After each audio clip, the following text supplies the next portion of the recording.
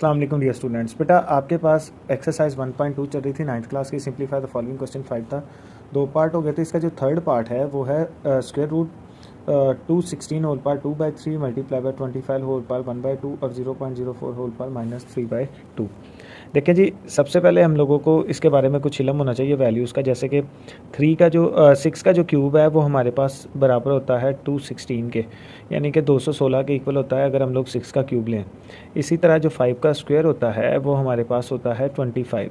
तो ये वैल्यूज़ हम लोग इस क्वेश्चन के अंदर यूज़ करेंगे। जैसे कि हमारे पास लिखा है 216, तो ये हो जाएगा 6 का क्यूब होल की पावर 2/3 मल्टीप्लाई बाय, इधर लिखा है 25, तो 25 को लिख सकते हैं 5 का square whole power 1/2 divided by, ये लिखा है जी 0.04। तो ये आपको मैंने लास्ट वीडियोस के अंदर भी बताया हुआ है। जैसे कि हमारे पास ये लिखा है ना 0.04, तो ये हो जाता है, ये पॉइंट जहाँ पे कैंसिल होता है डेसिमल का, आगे जितने लफ्ज़ होते हैं उतने जीरो लग जाते हैं और होल की पावर हो जाएगी -3/2। तो हम लोग इसको जो है वो ऐसे भी लिख सकते हैं। अच्छा, इसका ये क्यूब से कैंसिल हो जाएगा, स्क्वायर से कैंसिल हो जाएगा, ये हो जाएगा 6 का स्क्वायर मल्टीप्लाई बाय 5 की पावर 1 डिवाइडेड बाय।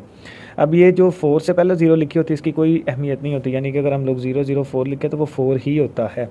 तो ये हो जाएगा हमारे पास 4/100 होल पर -3/2।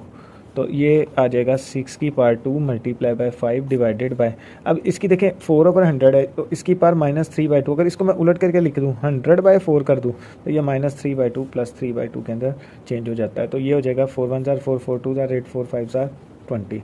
तो ये हमारे पास आ जाएगा 36 मल्टीप्लाई बाय 5 डिवाइडेड बाय, इधर हमारे पास बेटा बच जाएगा 25। तो जो 25 है उसको हम लोग लिख सकते हैं 5 का स्क्वायर।